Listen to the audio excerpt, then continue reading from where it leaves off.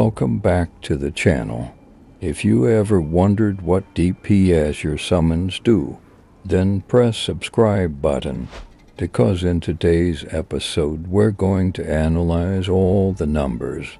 All calculations and numbers come from the last 3 tests. If you haven't seen them yet, the links are in the description.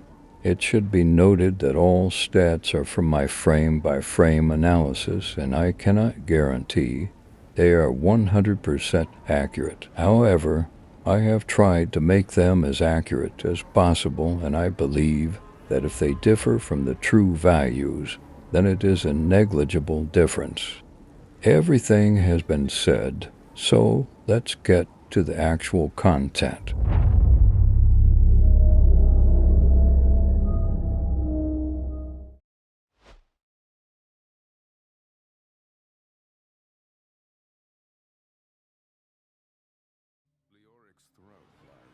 Skeletal Commander finished last, with a time of over 1 minute and 30 seconds. His normal attack damage, 6,713 at 1.0 speed, which is exactly 6,713 DPS. No wonder he turned out so weak with such a low score. I would like to point out here that the attack speed is the time it takes to complete one sequence, so a higher number means a slower attack speed. His active skill looks a bit better, and is 3,331 damage at 0.25 speed, which gives over 13,000 DPS, so I won't waste too much time on it. I don't think it's worth wasting essence.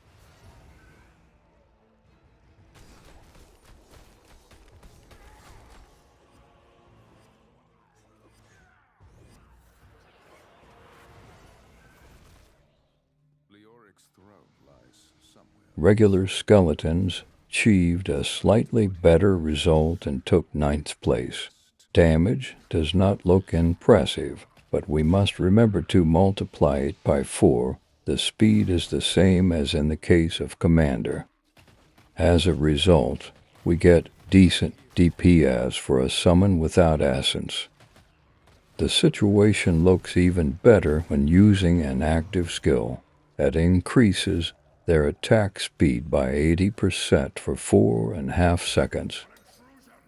So I think that for a summon without essence and without duration, it's a really good option, especially that skeletons can be additionally busted.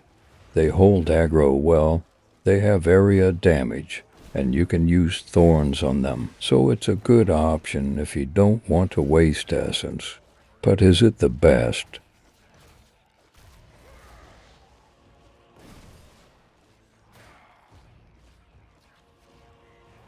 Let's compare these results to archers so we can answer these questions.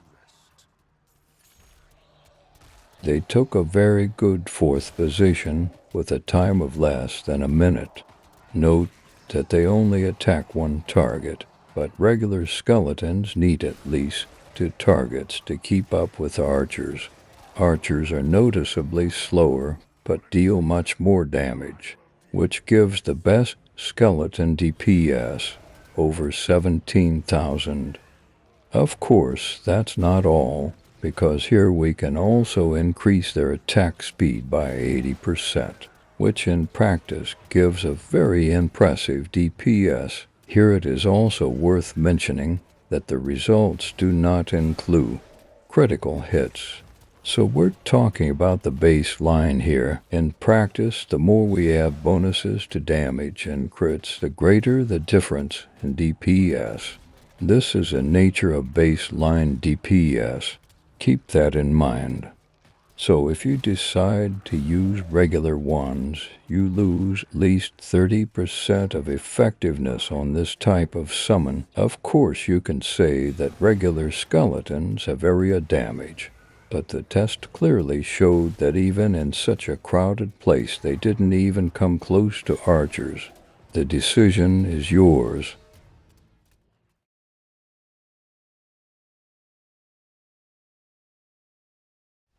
In the case of skeletal mages, we used as many as 3 essences, which resulted in their above-average results.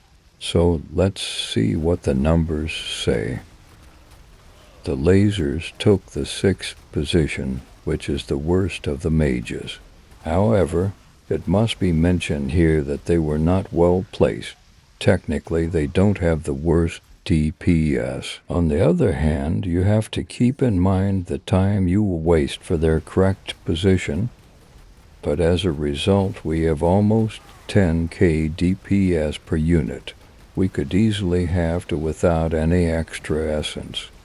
And here it is very important that using shoulders to stack with all stationary mages does not make sense, because summoning more than 2 of them, we simply lose 25% DPS of regular skeletons. Let's move on to regular mages to consider whether it's worth using lasers or better to keep shield essence for something else.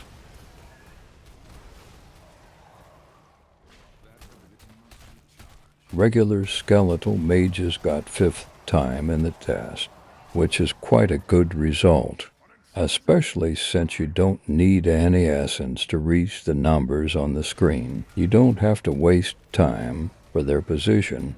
In this case, I think shoulders are the best option, with an additional 5% bonus to all damage per 1 mage.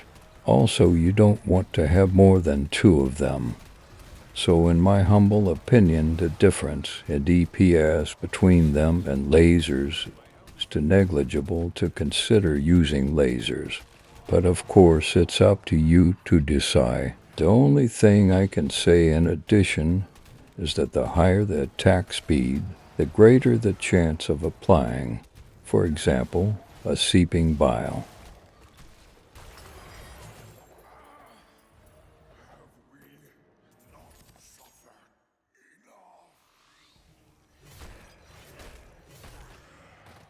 An interesting result was obtained by Grim Reaper. Despite the ideal conditions he received, he did not manage to achieve the best time. So let's look at the numbers. Deals a lot of damage, but is slow at the same time. In addition, he has to waste time to get close to the target, which as a result does not give as much DPS as it may seem. You can use 3 essences to have 2 and extend its duration, but remember that at this point you will lose DPS because you won't have archers anymore. So I personally don't prefer this solution, but using 1 Grim is completely unprofitable due to its very long cooldown. And the empowered mage who had the best time.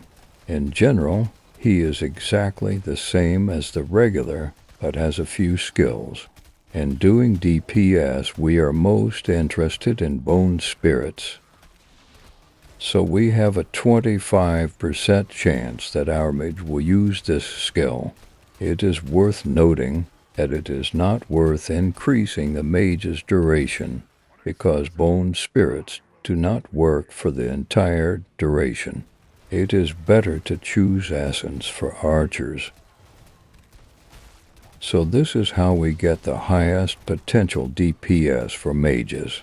We also keep archers and additionally use shoulders to increase 5% to 10% of our total damage. Best solution in my opinion. But of course you can have a different opinion, and of course you can use whatever you want. It's up to you.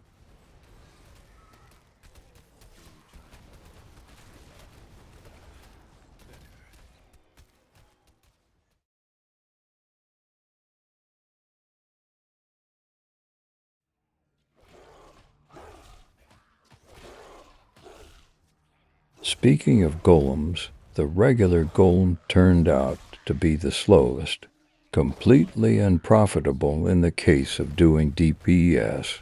It is used only because it has a stun at the time of summoning an aggro in the active skill.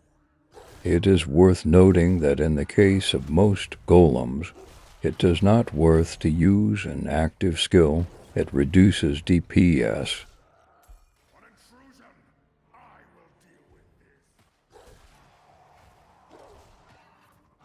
The second worst result among golems turned out to be skeletal.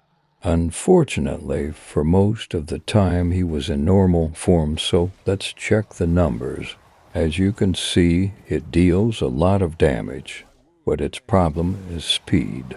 So in normal form it is useless. A little bit better DPS than regular golem. So let's see if the numbers in improved form will be much better.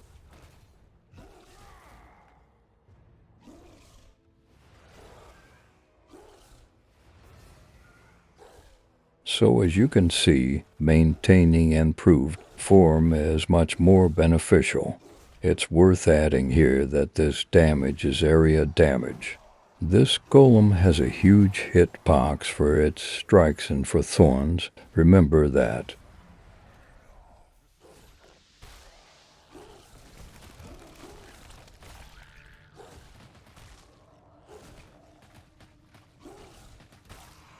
Stone Golem turned out to be slightly better, but let's check the numbers again because despite the highest damage, its result is not perfect at all. This is due to the slowest attack of all summons. It shows very average DPS. The advantage is its ranged attack. So it's a golem that one hits weak opponents, for example in the open world. But for longer fights it is unprofitable to use. One thing I have to admit, though, his stones are awesome, so that may be reason good enough for you to use it.